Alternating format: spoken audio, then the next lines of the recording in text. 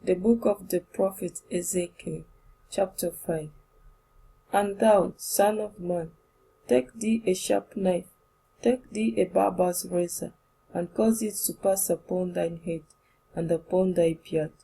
Then take thee balances to weight, and divide the hair. Thou shalt burn with fire a third part in the midst of the city, when the days of the sick are fulfilled. And thou shalt take a third part, and smite about it with a knife. And a third part thou shalt scatter in the wind, and thou draw out a sword after them. Thou shalt also take thereof a few in number, and bind them in thy skirts. Then take of them again, and cast them into the midst of the fire, and burn them in the fire. For thereof shall a fire come forth into all the house of Israel. Thus says the Lord God, This is Jerusalem. I have set it in the midst of the nations, and countries that are around about her. And she has changed my judgments into wickedness more than the nations, and my statutes more than the countries that are around about her. For they have refused my judgments and my statutes. They have not walked in them.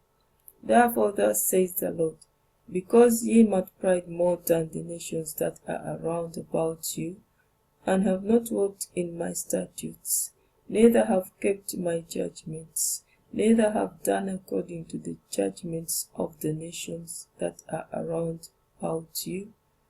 Therefore thus says the Lord, Behold, I, even I, am against thee, and will execute judgments in the midst of thee in the sight of the nations.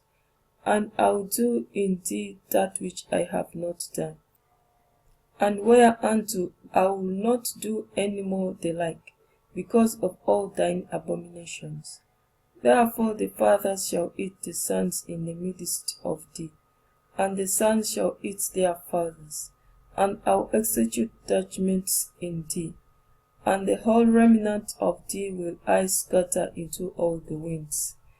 Wherefore, as I live, says the Lord God, surely, because thou hast defied my sanctuary with all thy detestable things, and with all thine abominations, therefore will I also diminish thee, neither shall mine eye spare, neither will I have any pity.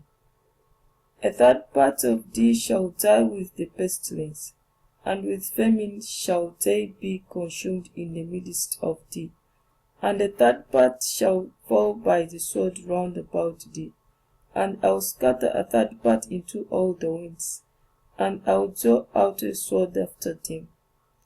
Thus shall mine anger be accomplished, and I'll cause my fury to rest upon them, and I'll be comforted. And they shall know that I, the Lord, have spoken it in my zeal, when I have accomplished my fury in them. Moreover, I will make thee a waste, and a reproach among the nations that are round about thee, in the sight of all that pass by. So it shall be a reproach and a taunt, an instruction and an astonishment unto the nations that are around about thee, when I shall execute judgments in thee in anger and in fury, and in furious rebukes. I, the Lord, have spoken it. When I shall send upon them the evil arrows of famine, which shall be for their destruction, and which I will send to destroy you, and I will increase the famine upon you, and will break your staff of bread. So will I send upon you famine and evil beasts, and they shall bereft thee, and pestilence and the blood shall pass through thee. I will bring the sword upon thee. I, the Lord, have spoken it.